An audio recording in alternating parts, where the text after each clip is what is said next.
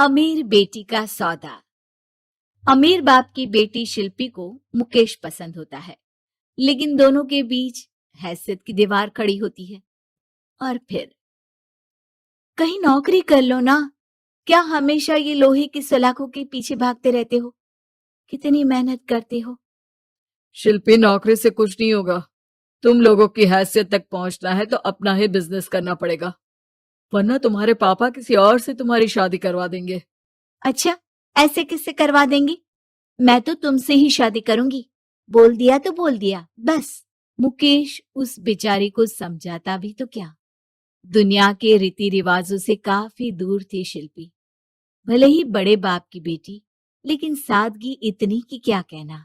बेटा शिल्पी, कल तुमको देखने लड़के वाले आने वाले हैं, तैयार रहना। मैंने तुम्हारी माँ को समझा दिया है। घर के सारे नौकर चाकर को वो समझा देगी कि स्वागत कैसे करना है। कैसी बात कर रहे हैं पापा? मैं तो मुकेश से प्यार करती हूँ, उसी से शादी करूंगी। मैंने आपको बताया था ना। मुकेश किसका बेटा है? वो स्टील किंग सिंघानिया का, या वो जो बड़े ज्वेलरी वाले हैं मेहता, उनका? नहीं नहीं पापा, वो अपना ही काम करता है, लेकिन एस्टेब्लिश नहीं है अभी। पापा, वो आपके पास तब आएगा जब कुछ बन जाएगा। आप प्लीज थोड़ा सा वक्त दे दीजिए। पिता को शिल्पी की बात पर गुस्सा आ जाता है। वो उससे कुछ नहीं कहते और शिल्पी की माँ के पास जाते हैं। ये संस्कार देकर बड़ा किया तुमने शिल्पी को, और कैसे मैं किसी भिखारी के साथ उसकी शादी कर दूं? कौन है ये मुकेश? मैं जानती हूँ, बड़ा ही होनहार लड़का है। शिल्पी से बहुत प्यार करता है और शादी करना चाहता है। अरे ऐसे कैसे मैं किसी से भी अपनी बेटी की शादी कर दूं? कोई भी उठकर आए और कहे कि मैं शादी करना चाहता हूं तो मैं शादी कर दूं? कान खोल कर सुन लो, कल उसे अच्छे से तैयार कर देना, क्योंकि जो लड़का मैंने देखा है शिल्पी के लिए, वो करोड़पति घर का बेटा है, समझी? लाख मना करने पर भी शिल्पी को उस लड़के से मिलवाया जाता है जो उसके पिता ने उसके लिए देखा था। देखिए, मैं किसी और से प्यार करती हूँ और उसी से शादी करूंगी। ये तो बहुत अच्छी बात है कि तुम किसी और से प्यार करती हो, क्योंकि मैं भी किसी और से प्यार करता हूँ। लेकिन शादी तो हम दोनों को ही करनी होगी, जानती हो ना, ये बिजनेस और ये सारा कुछ। शिल्पी को समझ में नहीं आता कि वो क्या कह रहा है, लेकिन वो समझ जाती है कि वो लड़का भी किसी और से प्यार करता है। पिताजी, वो भी कह रहा था कि वो किसी और से प्यार करता है। हाँ तो करने दो ना, हमने तो नहीं रोका। तुम अपना देखो, शादी के लिए हाँ कर गया है वो। लेकिन क्यों? अरे वो और मैं दोनों ही एक दूसरे से प्यार नहीं करते, फिर शादी क्यों कर ले? पापा, एक बार सिर्फ मेरे कहने पर आप मुकेश से मिल ले। पिता शिल्पी के कहने पर फॉर्मेलिटी के लिए ही सही, लेकिन मुकेश को घर बुला लेते हैं। देखो, ज्यादा वक्त नहीं दे पाऊंगा। ये बताओ कि शादी के बाद कहाँ रखोगे उसे? 2 कमरे के मकान में? नहीं सर, मैंने 2 साल के बाद का सारा प्लान कर लिया है। मैंने आयरन इंडस्ट्री खड़ी करने के लिए पूरा ब्लूप्रिंट तैयार किया है। मेरी खुद की जगह है दादाजी की। बस थोड़ा फंड का अरेंजमेंट हो जाता तो काम शुरू कर देता। अच्छा, मतलब तुम यहाँ फंड रेज करने आए हो? मुकेश समझ जाता है कि उसके पिता शिल्पी की शादी उससे कराने के मूड में नहीं है। फंड आप कभी दे भी नहीं पाएंगे मुझे। मुझे तो सिर्फ शिल्पी चाहिए। मैं उसके बिना नहीं रह सकता सर। मैं उसे बहुत खुश रखूंगा। वो तो हर पति का धर्म होता है। वो तो मैं किसी से भी उसकी शादी करा दूं, वो उसे खुशी रखेगा। लेकिन देखो, मैं ज्यादा बात को घुमाना नहीं चाहता। वो बड़े घर की लड़की है, उसे काम काज की आदत नहीं।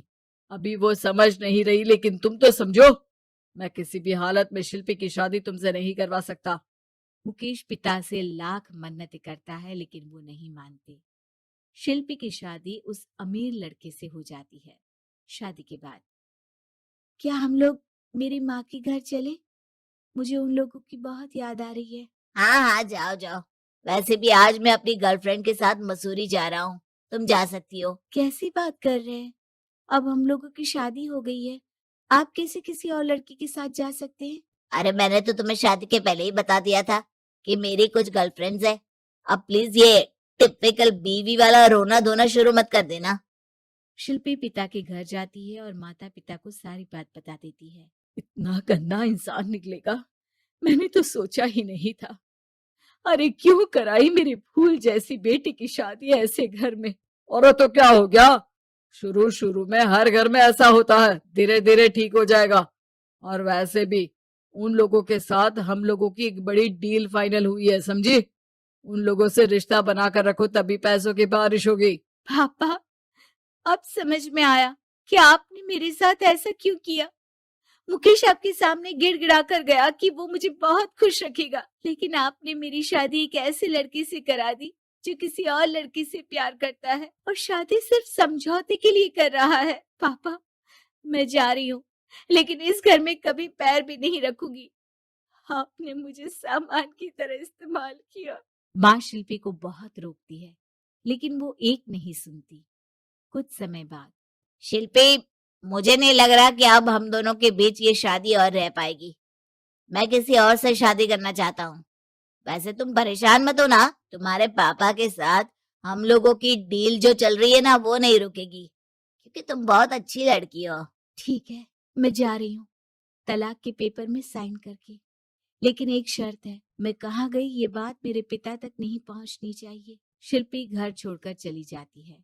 वो एक नौकरी करती है और अपना जीवन खुद संभालती है। लेकिन एक दिन, शिल्पी जी, आपसे मालिक मिलना चाहते हैं। अब मुझसे क्यों? शिल्पी मालिक के कमरे में जाती है, जहां सामने मुकेश होता है। अरे आप, आपको देखकर बहुत खुशी हुई, बहुत बड़े आदमी बन गए। थैंक्स, पर तुम्हें नौकरी करने की क्या जरूरत पड़ गई। मैंने तो सोचा भी नहीं था कि तुम मेरी शिल्पी होगी। तभी वहां शिल्पी के पिता आ जाते हैं। शिल्पी, तुम्हारे बारे में माँ से पता चला। घर चलो बेटा, मुझे माफ कर दो। मुकेश, मैं यहाँ अपनी कंपनी के काम के लिए आया हूँ। तुम्हारी कंपनी की डील अगर हमें नहीं मिली तो हम बर्बाद हो जाएंगे।